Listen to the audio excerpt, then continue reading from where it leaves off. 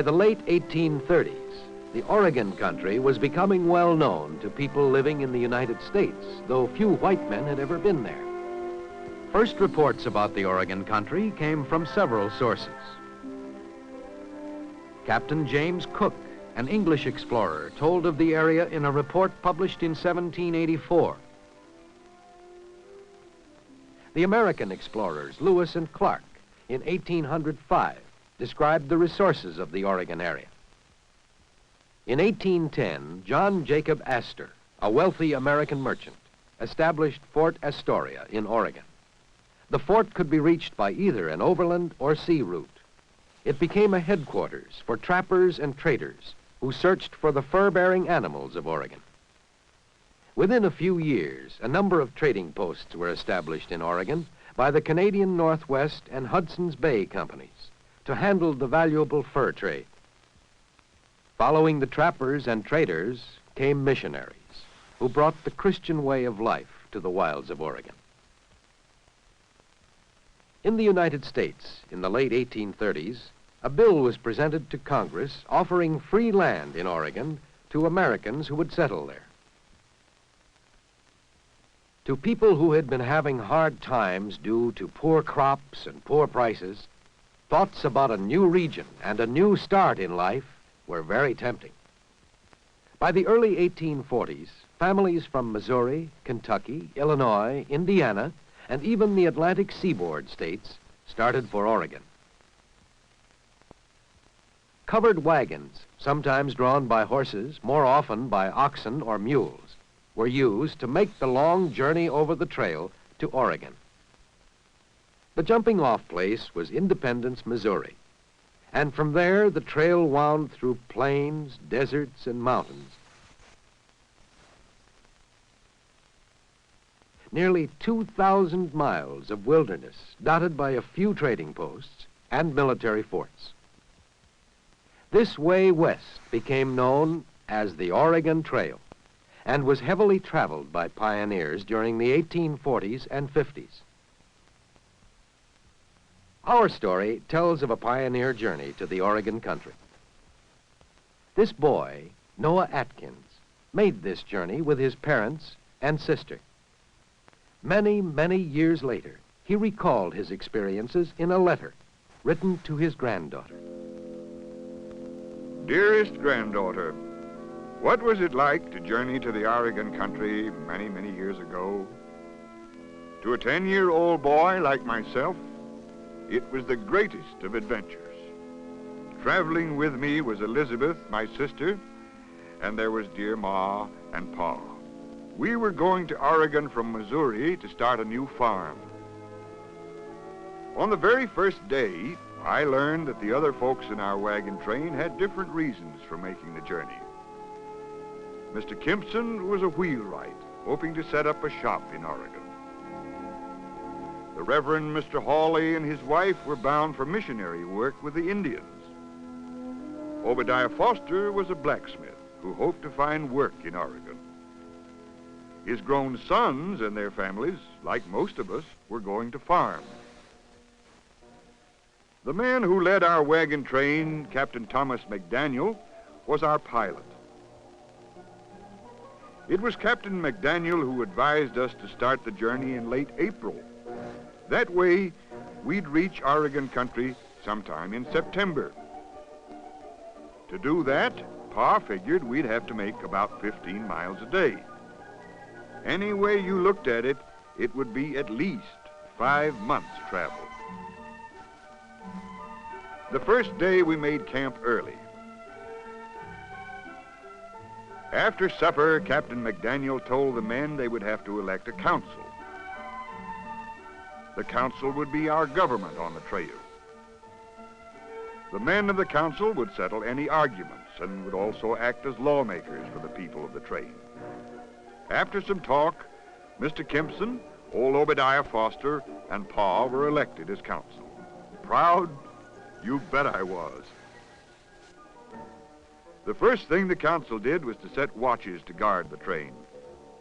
Pa drew the first watch of 4 hours. How he stayed awake, I don't know, 'cause I was more tired than I'd ever been in my life. In fact, I was tired every night on the trail. You see, our days generally began about 4 or 5 in the morning. We had to make our miles before the sun got hot. A bugle blast would be sounded by the last man on watch. Right off, there was plenty of commotion in the camp.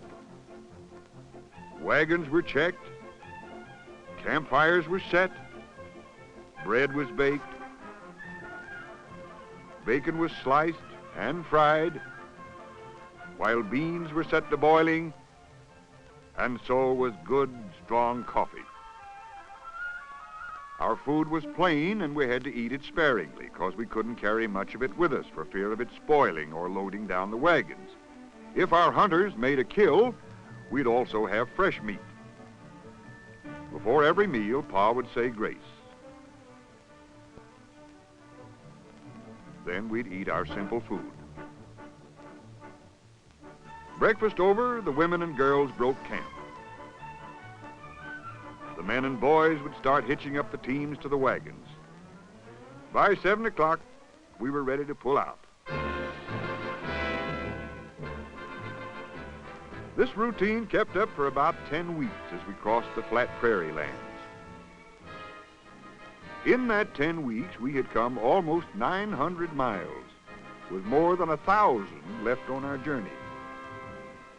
Sometimes I'd get to drive the team when Pa rode guard. Captain McDaniel said guards were always necessary in case we met up with Indians. And one day, Pa brought the news that he and Obadiah Foster had run into a band of Indians. I knew I shouldn't leave the wagon, but I wanted to see real live Indians. Obadiah knew their language and talked with the Indians. From the parts of the conversation I could make out, the Indians needed food.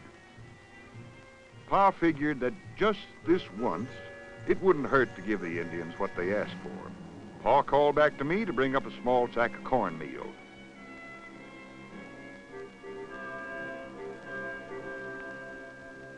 I was good and scared as I walked up to the brave. He was very polite, and to tell the truth, I felt sorry that he and his people were going hungry. That was an exciting day. But most times our travels were quiet, even lonely. As we traveled, the girls wrote in their diaries or picked wildflowers, while the women would collect bits of fuel or take their turn driving. At times, the men would scout ahead, go hunting for fresh game, or drive, mostly drive, because we had to keep moving. When the weather got dry, dust was a big problem. The dust would sting our eyes. Sometimes we could hardly see. But still we kept moving. Rolling through South Pass, we knew we had reached the halfway mark on our journey. It was late July then, and we'd come about 950 miles. Seeing the Rocky Mountains ahead, we knew that another few days' journey would bring us to the edge of Oregon country. It was on the Sabbath that we came to the mountains. We stayed in camp to hear the Reverend Mr. Hawley preach a sermon. Afterwards, we prayed for strength to make good lives in Oregon. Then we had an old-fashioned hymn sing. Rock of ages, cleft for me, let me hide myself. Well, we safely crossed those Rocky Mountains, and as the days passed into August, we saw graves, reminders that not all who set out for Oregon reached their goal. One day, Captain McDaniel and I went looking for water. Water was hard to come by on some stretches of the trail. I thought I heard something. Captain McDaniel called out, but no answer. A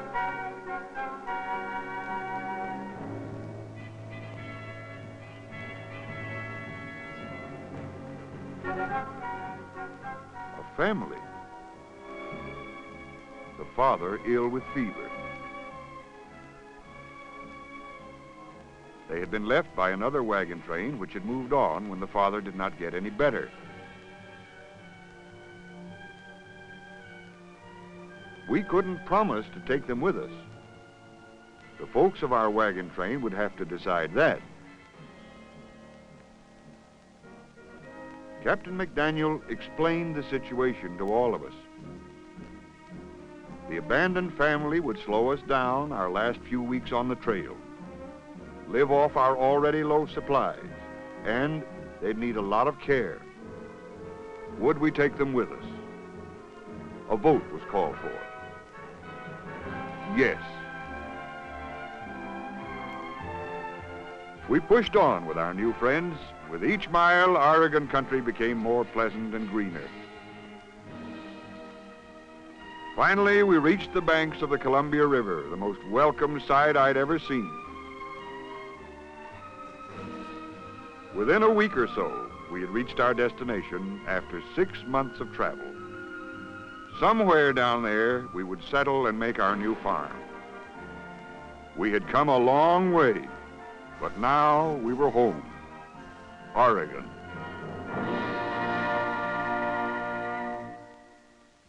Like the family in our story, many other pioneers continued to make the long journey to the Oregon country in the 1840s and 50s. The settlers cleared the land for farms, for towns, and more people came to build, to work. The blacksmiths and the wheelwrights, the newspaper editors and the lawyers, the school teachers and the doctors, the lumberjacks and the miners. And as more and more Americans made the pioneer journey to Oregon country, they strengthened the claims of the United States to this area. It was immigration along the Oregon Trail that helped to place the boundary at the 49th parallel between Canada and the Oregon country in 1846. 3 years later, in 1849, this area became a territory of the United States, which now stretched from sea to sea. The journey of the brave pioneers had linked a new, rich territory to a growing nation.